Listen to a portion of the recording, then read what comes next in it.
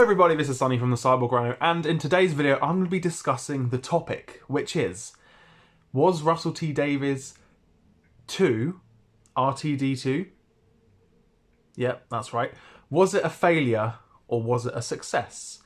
And technically the era hasn't ended yet because we still have the 2026 Christmas special. I'm going to discuss how successful it was to date. So, how successful was the 60th anniversary, Season 1 and Season 2? So all in all, I think the public, me included, think that it wasn't really a success. Why? I'm going to get into that in this video. So there are many reasons. One being the complete new style of the episodes. We had Disney in, and we had a bit of... The episodes weren't really classic Doctor Who sort of feel. They had, we had stuff like Space Babies, which was a complete abysmal start to Season 1. It was a complete horrible opening. First, I'm going to talk about the 60th anniversary to start off with, which I thought was really good. It was a great start to the era of Russell T Davies 2, and the episodes were great, especially While Blue Yonder, definitely my favourite episode. There were some questionable moments in the specials, but I think overall it was a great sort of nostalgic return for David Tennant and Catherine Tate, and I think that it worked really well. But where did it fail? It failed as soon as we hit the bi-generation. I think that completely switched things on its head, and it just completely turned from being a really fun 3 episodes to being, what the hell is happening? What has Russell done? Why are we doing a bi-generation? Probably because he wants to keep David Tennant around for a potential return, which could be happening in 2026, who knows? And no one liked the bi-generation. It was a horrible idea. I still think it's a horrible idea. And they still went with it in Season 2, so it definitely wasn't a good start. But it was the beginning of Ncuti Gatwa as the Doctor, who I think was a great Doctor. However, some qualities and some aspects to his portrayal and his Doctor in terms of the script, which let his incarnation down a bit. So now we're back to Season 1. As I said, horrible start with Space Babies. Devil's Called was better. Boom was great, written by Stephen Moffat. 73 Yards was great. Dot and Bubble was good. Rogue was good. And then we get into the finale. In the whole build-up to this season, Russell T Davies was speaking about Season 1 as being completely fresh. A fresh start for new fans to join on. Hence why it's called Season 1, not Series 14. So what went wrong? He brought back Sutekh from the 1970s. Who would do that in a season aimed for new viewers? It was a complete and utter ridiculous idea. It wasn't horrible compared to the Season 2 finale, but it just felt weird. Right, a really questionable choice. You could have gone with the Daleks to bring them in for a new audience, but you went with a very, very, I wouldn't say small villain, but a very, very niche villain from the 1970s that only, hardcore fans will know, not the new fans joining on. So I think that was a horrible decision. As well as all the plot holes in that finale as well, with, Ruby's mother and the snowing and the cloak. It just wasn't good. So it was a very bad end to Season 1. But then we had Joy to the World, which was a great beginning. And I just forgot to mention Church on Ruby Road, which was a great special. That was a good start. But obviously Space Babies completely ruined that momentum. But yeah, Joy to the World was a solid Christmas special. Not my favourite, definitely not horrible, but it was just a nice fun little Christmas adventure written by Stephen Moffat, which proved to be a fun episode and had some great moments in it, and I think it was really good. So then we move on to Season 2, which, so it looked promising. I think the public were completely turned off from the show and just didn't really care for Season 2. However, Season 2 was better than Season 1 for the most part. So we started off with Robot Revolution, which was great. We went back to sci-fi, pure sci-fi, which is where Doctor Who thrives, as it is a sci-fi show.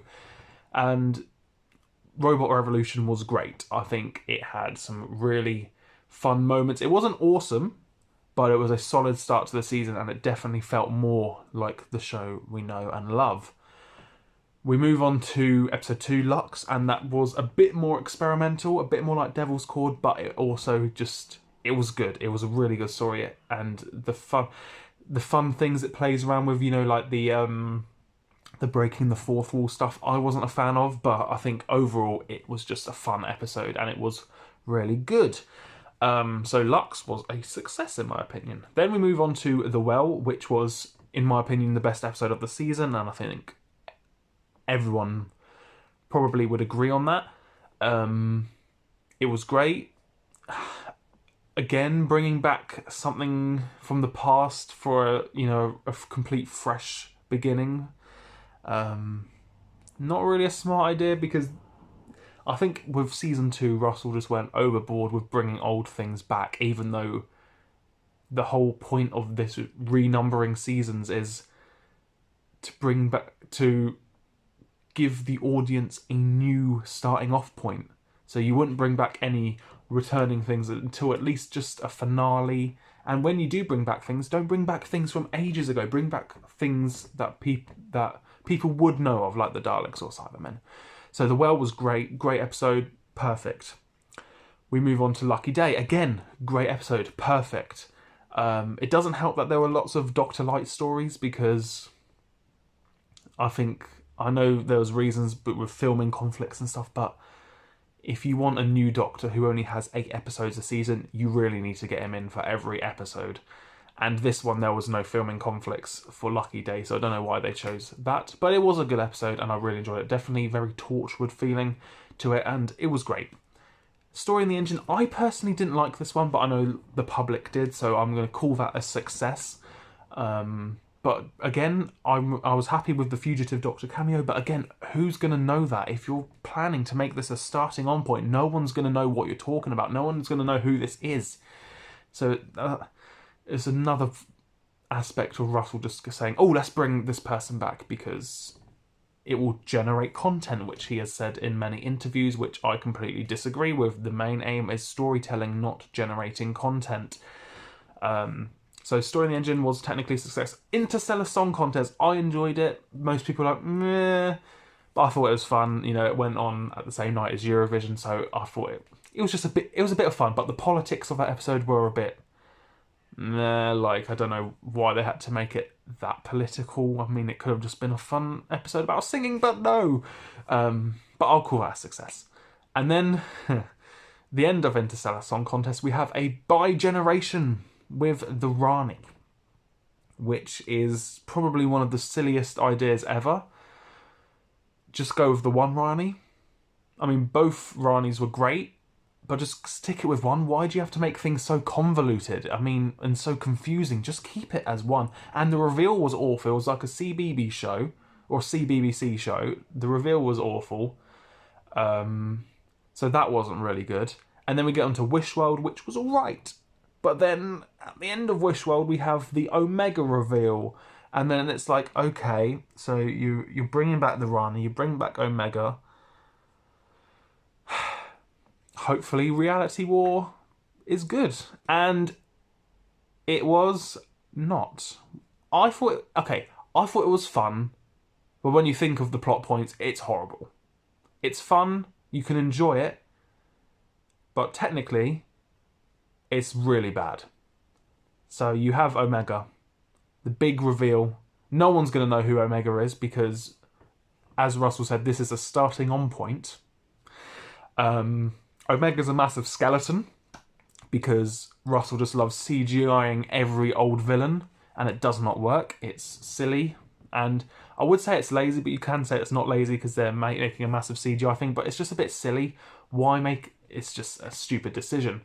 And I don't want to go too much into that episode because there's so much horrible moments. There's the rewritten ending. No Susan. Again, Susan, why are you bringing... It's just so many things. He's just... put into one episode, and you can't. There's not going to be enough time to, you know, have every single thing be fleshed out and have a good ending. And talking about endings, we have the regeneration of the 15th Doctor, which obviously we all know was too early. And that was obviously because Disney did not want to continue Doctor Who. And as we know, they have pulled out of the deal. So for the 2026 Christmas special, it will not be on Disney. But the ending was... we needed more 15th Doctor. Yes, he wasn't my favourite incarnation, but we just needed more. There was not enough time. So when he regenerates and everyone's like, okay, who's he going to turn into? Obviously, the show's about change and progressing forward. And Russell loves bringing back old things, so we were all hoping that he wouldn't do that this time. And no, Billie Piper is apparently the next Doctor. We still don't know if she's the Doctor or not. I'm assuming that she will be the main protagonist of the 2026 Christmas special, but I don't even know what to say to that. I mean, it was probably the worst decision ever made in Doctor Who history. It was lazy. It was just so obviously done just to, again, generate content. It was awful. I don't like being mean to the show and to hate constantly, but it was really bad. It was not... like with David Tennant returning a few years ago, that, you know, obviously you could tell they did it for a bit of viewing figures on the 60th anniversary, but this was not it. This was really obviously done just because you need to get some viewing figures up. And, you know, technically speaking, Billie Piper would be an amazing Doctor, but in this context, she's been brought back just to boost the figures up a little bit, and it didn't help. People spoke about it for a little bit, and then no one has spoken about it since, because they all agree that it is a horrible idea. So that is where we're at right now. We do know that Doctor Who is not cancelled. It will be back next year for a Christmas special, which obviously I will be reacting to on this channel. So was Russell T Davies 2 a failure? Yes, it did not succeed in what it was trying to do, which was to make a new season, a new sort of era for the show to move forward and produce lots of new stuff.